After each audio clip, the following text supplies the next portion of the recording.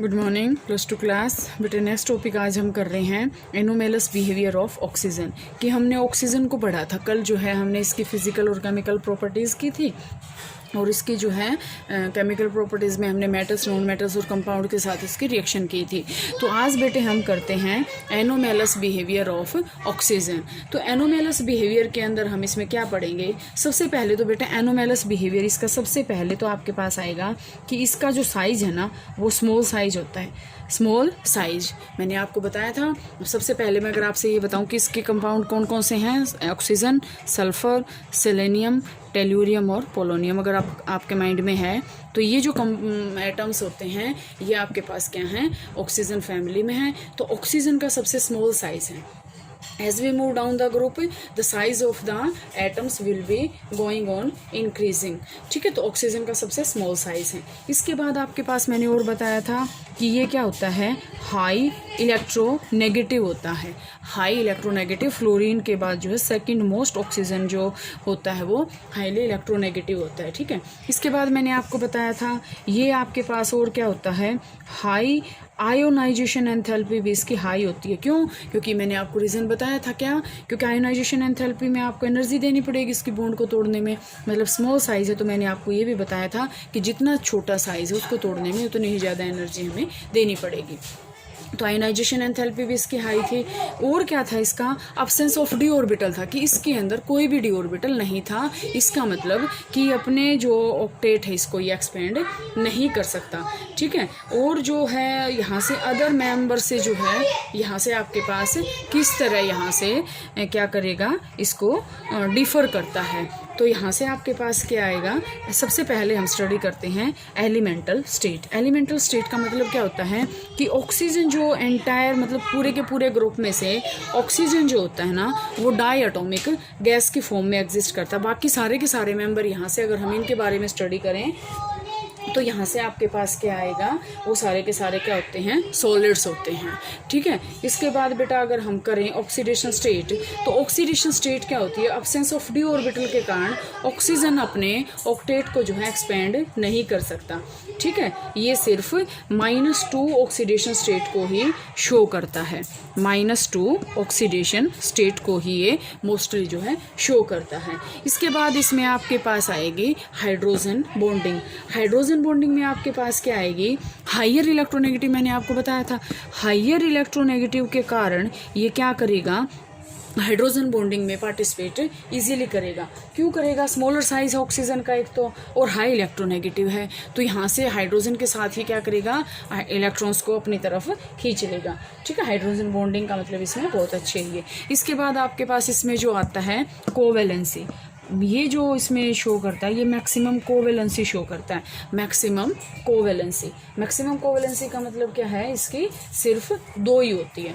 क्यों होती है 2? क्योंकि अपने ऑक्टेट को एक्सपेंड ही नहीं कर सकता। इसकी सिर्फ कोवेलेंसी कितनी होती है, 2 होती है। ये अपने ऑक्टेट को एक्सपेंड नहीं कर सकता।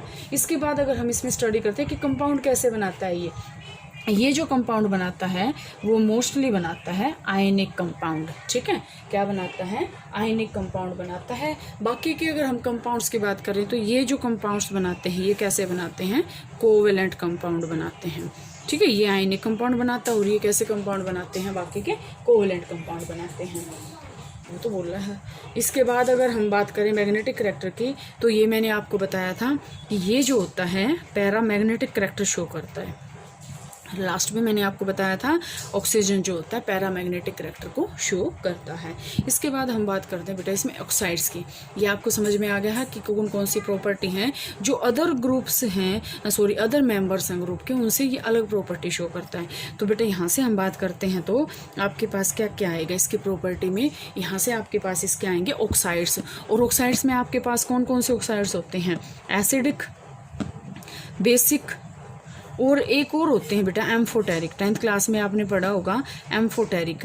अब यहाँ से अगर हम पढ़ें तो एसिडिक की करैक्टर शो करेंगे, बेसिक ही शो करेंगे, लेकिन एम्फोटेरिक जो होते हैं वो एसिडिक भी शो कर सकते हैं और बेसिक करैक्टर भी शो कर सकते हैं। तो बेटा एसिडिक ऑक्साइड में अगर हम बात करें तो वो जो ऑक्साइड हैं वो आपके पास क्या होंगे, मतलब हम एसिडिक ऑक्साइड की अगर बात करें तो ये एसिडिक ऑक्साइड वो ऑक्साइड होते हैं जब वाटर के साथ अगर हम इसको कंबाइन करेंगे तो वो एसिड एसिड देंगे। जैसे मैं एग्जांपल लेती हूँ बेटे, आपके पास मैंने SO3 ले लिया, बताया था सल्फर ट्राईऑक्साइड उसने बनाया था, यहाँ से हमने ये ले लिया और इसको जब हमने, अभी नहीं पता हमें ये एसिडिक है या बेसिक है, हमने SO3 ले लिया, सल्फर का ऑक्साइड ले लिया, हमने जब इसको वाटर के अंदर मिक्स किया तो इसने यहाँ से क्या बनाया, H2SO4 बनाया। और H2SO4 आपको पता है ये क्या है, एसिड है, ठीक है। तो यहाँ से आपके पास ये क्लियर है कि acidic oxides are those oxides which when mix with water they form acids, ठीक है। एक और मैं अगर यहाँ से एग्जांपल लूँ बेटा फॉस्फोरस का, तो फॉस्फोरस आपके पास क्या होता है, फिर P4O10 बनाया था उसने, अगर हम इसके अंदर वाटर मिक्स करते हैं तो यहाँ से वो क्या बनाएगा, H3PO4, और ये क्या होता है बेटा आपके पास ऑर्थोफॉस्फोरिक एसिड, तो क्या हो गया, एसिड हो गया।